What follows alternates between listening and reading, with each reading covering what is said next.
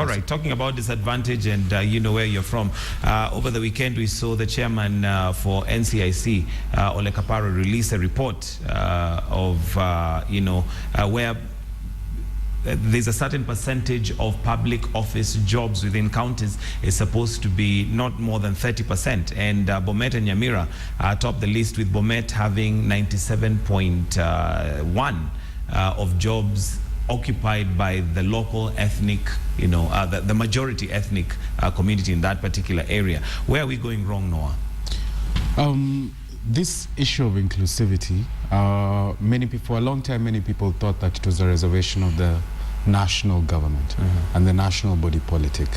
But it actually also goes down to the counties and further down to the grassroots, where people look for forms of discrimination through clans, regions of residence. So you'll find that even in county elections, in the lead up to county elections in 2013, in several counties, political agreements were being drawn between various regions and various clans.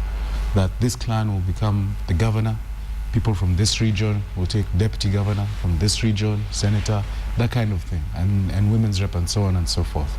So unless we put in the mechanisms within the constitution, such that it's not left up to the whims of an individual. And that's actually part of one of the proposals of the Okoa Kenya Constitutional Amendment Bill, to bind us as a society to take these issues into consideration when we're making decisions with regards to distribution of resources, opportunities, so that we have a harmonious society for posterity. Unless we adopt that approach of seeking constitutional solutions to long-lasting problems, then we might find ourselves in this quagmire 50 years down the line. Okay, now what you're proposing in the Okoa Kenya for counties is still to have the 30%, yet this has not worked. And as much as you're saying it should be ingrained in the constitution, the reason why the report is damning is because it's already, a requirement, but still has not been done. Well, once you what can I say? Once you debunk this myth and you put it in very specific terms, then you move on to the next phase, which is implementation. And you'll find that now individuals, members of the county assembly, citizens living in those counties will be able to seek constitutional interpretation, obliging leaders in power to effect this binding rule. So once you affix it into the Katiba, then you bind everybody in society. And I don't think that's what's been happening. All right, Ambrose Weda, what's your take on this particular report?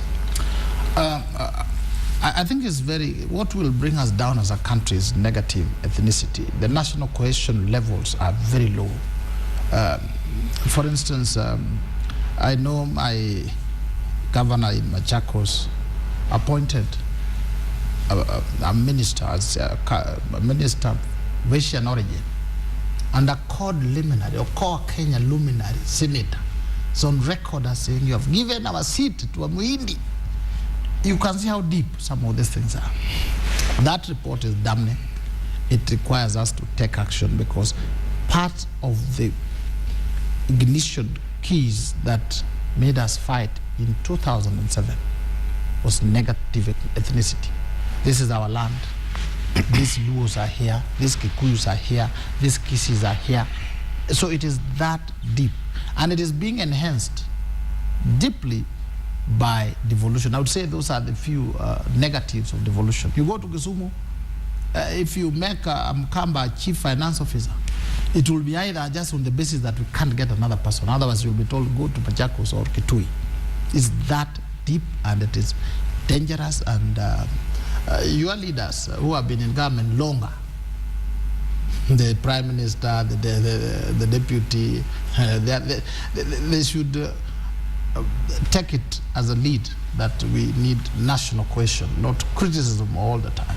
All right, just by the way, you have to realize that that statement, which he tries to allude to, was made by Mudama. Mudama was called by the NCIC to record a statement, and he did provide himself to record a statement to that effect. And then the NCIC looked at the context. You see, the Jubilee has a way of misrepresenting issues, because they're just people of, narrow. you know. Okay, but So I'm just coming to that issue because you see sometimes some of this disinformation to the public needs to be countered because their intention is to discredit. So the NCIC, the same organization, did summon Mudama, and he did make a statement, and they cleared him of potential hate speech. But anyway, that said and done, I think what now NCIC must do, where they found that the ethnic balances were not met, is to progressively now institute proceedings, either constitutional, legal, or even administrative, to ensure that those issues are remedied. Because I think if there is a breach in law, then it must be cured. It's not something that we'll just wish away and say, oh, we'll upset a certain group of people who have nothing. You do not need to blame. The reason some of them are there is because of patronage. But I think that the issue is not the insufficiency of the Constitution. In fact, in terms of second evaluation, in fact, the Core Kenya Bill is now going to be more specific about national government, because Article 197 of the Constitution actually puts a responsibility on Parliament to enact legislation. That's the mechanism Noah talked about, to ensure that first and foremost diversity in appointments in county government, which is both county government is both the county assembly and the county executive, and to the protection of minorities in those counties. And therefore, I think it's a very valid discourse right now in terms of putting in a mechanism that will now inform county service boards or county assembly service boards to ensure that when they are recruiting, they are guided by these broad principles of inclusivity, diversity, protection of minorities, etc., etc. And where these issues are not met, then there needs to be barrier. I mean, there needs to be sanction. You see, I heard one of the presenters during the devolution conference saying just the fact that you're in a county which is uni-ethnic, and I've had that argument with some of the senators, does not mean you cannot embrace diversity. I can say, if let's say, assuming Mombasa is cosmopolitan, so it's not a good example, but if I was in a county, assume Mombasa was uni-ethnic, one of the reasons we are a society that has no worldview and perspective is because you grow up in a certain locality, you go to the same school, then you meet the same people, so you think the world is only you.